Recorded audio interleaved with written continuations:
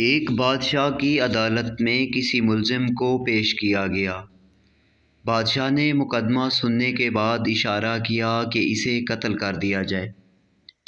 بادشاہ کے حکم پر پیادے اسے قتل گاہ کی طرف لے چلے تو اس نے بادشاہ کو برا بھلا کہنا شروع کر دیا۔ کسی شخص کے لیے بڑی سے بڑی سزا یہی ہو سکتی ہے کہ اسے قتل کر دیا جائے، اور چونکہ اس شخص کو یہ سزا سنائی جا چکی تھی، اس لیے اس کے دل سے یہ خوف دور ہو گیا تھا کہ بادشاہ ناراض ہوگا۔ بادشاہ نے یہ دیکھا کہ قیدی کچھ کہہ رہا ہے تو اس نے اپنے وزیر سے پوچھا، یہ کیا کہہ رہا ہے؟ بادشاہ کا یہ وزیر بہت نیک دل تھا۔ اس نے سوچا اگر ٹھیک بات بتا دی جائے تو بادشاہ غصے سے دیوانہ ہو جائے گا اور ہو سکتا ہے قتل کرنے سے پہلے قیدی کو کسی اور عذاب میں مبتلا کر دے۔ اس نے جواب دیا، جناب یہ کہہ رہا ہے کہ اللہ پاک ان لوگوں کو پسند کرتا ہے جو غصے کو ضبط کر لیتے ہیں اور لوگوں کے ساتھ بھلائی کرتے ہیں۔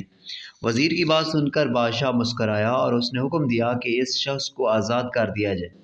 بادشاہ کا ایک اور وزیر جو پہلے وزیر کا مخالف اور تنگ دل تھا، وہ خیر خواہی جتلانے کی انداز میں بولا، بادشاہ سلامت، سچ یہ ہے کہ قیدی حضور کی شان میں گستاخی کر رہا تھا۔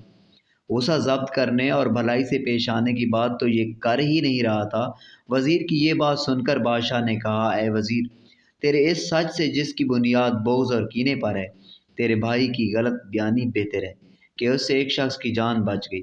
تو دوستو یاد رکھو، اس سچ سے جس سے کوئی فساد پھیلتا ہو، ایسی جھوٹ بات بہتر ہے جس سے کوئی برائی دور کرنے کی امید ہو۔